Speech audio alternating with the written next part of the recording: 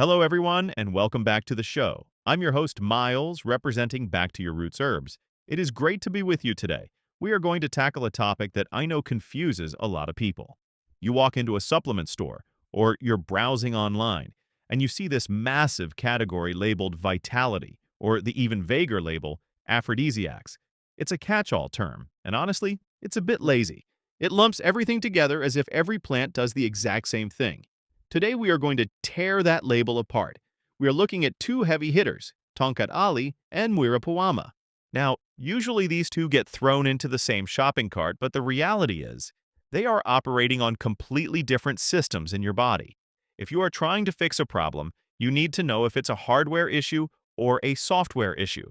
That is the best way to frame this discussion. We have the rainforests of Southeast Asia giving us Tongkat Ali, and the Amazonian basin giving us Muira Puama. They are geographically distinct and they are biologically distinct. Let's start with the one you have probably heard the most about recently, Tongkat Ali. In the scientific literature, this is known as Eurycoma longifolia, but locally in Malaysia, they call it Ali's walking stick. That name alone implies support, stability, and structure. If we are looking at the mechanism of action, Tongkat Ali is what I call the hormonal architect. It is working on the endocrine system. When we talk about aging, or just feeling off, we are often talking about a decline in the hypothalamic pituitary gonadal axis. That is a mouthful, so let's just call it the HPG axis. This is the command center for your hormones. Tongkat Ali functions primarily here. It isn't just a stimulant that gives you a quick buzz and then leaves you crashing. It is a modulator. The research is fascinating because it shows that Tongkat Ali stimulates the Leydig cells. These are the cells in the testes responsible for manufacturing testosterone. But here is the nuance that most people miss. It's not just about pumping out more total testosterone. You have a protein in your body called a sex hormone binding globulin, or SHBG. Think of SHBG as a bus that picks up your testosterone and holds onto it. While that testosterone is on the bus, it can't do anything. It can't build muscle, it can't help your mood, and it can't help your libido. It's inactive. Tongkat Ali contains these specific bioactive peptides called uripeptides that interact with SHBG. They essentially convince the bus driver to let the passengers off.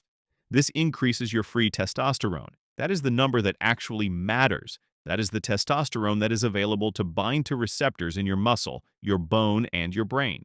So when you take Tongkat Ali, you aren't just making more fuel. You are making sure the fuel you have is actually usable. There is another layer to Tongkat Ali that I think is even more important for the modern world, and that is the cortisol connection. We are all stressed. When you are chronically stressed, your body pumps out cortisol. Cortisol is catabolic. It breaks things down. It eats muscle tissue, and crucially, it suppresses testosterone. Your body thinks it's in survival mode, so it shuts down the thrive functions like reproduction and muscle building. Clinical trials have shown that Tongkat Ali acts as an adaptogen. It significantly lowers salivary and serum cortisol levels.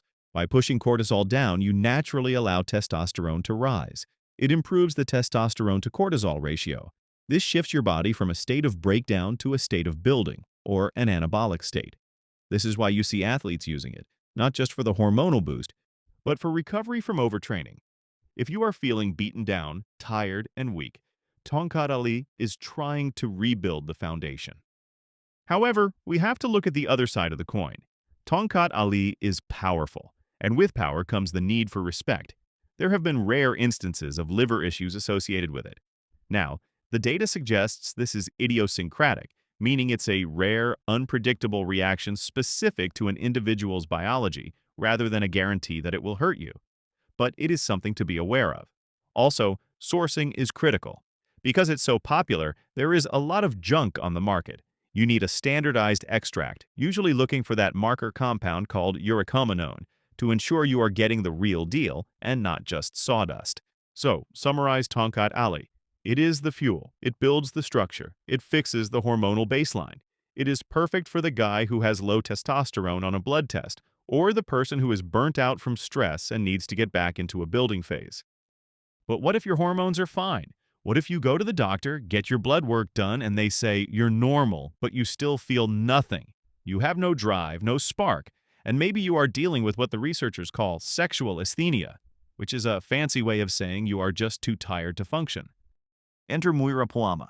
This comes from the Brazilian Amazon. They call it potency wood or warrior wood. But the indigenous use wasn't just for sex. It was a nerve tonic. They used it for trembling, for weakness, for paralysis. That gives us a huge clue about how it works. Muira Puama is the neurovascular igniter. If Tongkat Ali is the gas in the tank, Muira Puama is the spark plug and the electrical system. It operates at the intersection of the nervous system and the vascular system. The primary mechanism here is fascinating for anyone interested in brain health, not just physical vitality. Muira Puama inhibits an enzyme called acetylcholinesterase. I know, big words today, but stick with me. Acetylcholine is a neurotransmitter. It is the chemical messenger that tells your nerves to fire.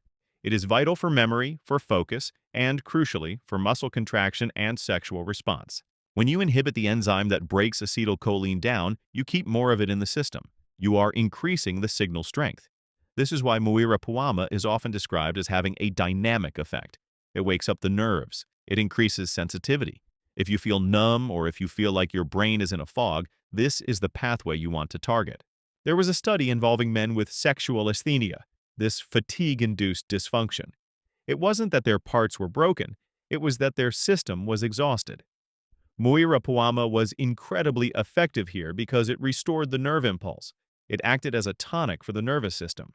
Then you have the vascular side. Muira Puama has a mild effect on PDE5. If you know what the famous blue pill does, it inhibits PDE5. Now, Muira Puama is not as potent as a synthetic drug, obviously, but it works on the same pathway. It helps sustain cyclic GMP, which relaxes smooth muscle and allows blood flow. But it does it in a way that feels more like a restoration of function rather than a forced mechanical reaction. Here is a massive distinction that we need to make. Muira Puama has strong data for women. Often in this industry, women get left out of the conversation. But there was a formulation called Herbal VX, which combined Muira Puama with ginkgo. They gave this to healthy women who were complaining of low sex drive. The results were significant: improvements in desire, fantasy, and the ability to reach orgasm. This makes sense because it's targeting the dopamine system and the blood flow, which are universal requirements for vitality, regardless of gender. So, while Tongkat Ali is very much a male-centric supplement in the literature, mostly because of the testosterone angle, Muira Puama is a true unisex tonic. It is for the person who feels disconnected from their body. Let's talk about safety and usage for Muira Puama, because it's different from Tongkat Ali. The safety profile is generally considered very favorable. We don't see those liver toxicity flags that we see with Tongkat Ali. However, because it is a stimulant to the nervous system, it can cause some restlessness or insomnia if you take it too late in the day. You want to take this in the morning or early afternoon. Also, and this is a pro tip that you won't hear often, how you take it matters. The active compounds in Muira Puama, the terpenes and oils, are lipophilic. That means they dissolve in fat or alcohol, not well in water. If you are just making a tea out of Muira Puama bark, you are probably missing the good stuff. You want an alcohol-based tincture or an extract that has been processed to capture those heavy, oily compounds. That is where the magic is. Now, let's bring this all together. Why would you choose one over the other? Or why would you use both? Imagine you are building a house. Tongkat Ali is the lumber, the concrete, and the bricks. It is the raw material. If you don't have enough testosterone, you don't have the materials to build a house. You can have all the workers in the world, but without bricks, nothing happens. That is the endocrine substrate. Muira Puama represents the workers and the electricity on the job site. You can have a pile of bricks, high testosterone, but if the workers are on strike or the power is out, nervous system fatigue, that house isn't getting built. If you are an aging male and you know your testosterone is dipping, or you are an athlete trying to recover from a heavy lifting cycle, Tongkat Ali is your priority. You need to fix the biochemistry. You need to lower that cortisol and free up your testosterone. On the other hand, if you are dealing with what I call burnout, where you are just mentally fried, you have brain fog, you feel a loss of sensation, or you are a woman dealing with a loss of libido, Muira Puama is the better starting point. It's going to turn the lights back on. It's going to help that nerve signal travel from the brain to the body. And then there is the combination. This is where things get really interesting. We call this the synergy. By stacking them, you are addressing the etiology, the root cause, from both angles. You are fueling the tank with Tongkat Ali, and you are sparking the ignition with Muira Puama. For many people, especially as we get into our 40s, 50s, and beyond, both systems are taking a hit. The hormones are drifting down, and the nervous system is getting worn out. Using them together can provide a comprehensive revitalization. However, a quick note on patience. Muira Puama tends to work faster. Because it's hitting the nervous system, people often report feeling that dynamic shift within 2 weeks.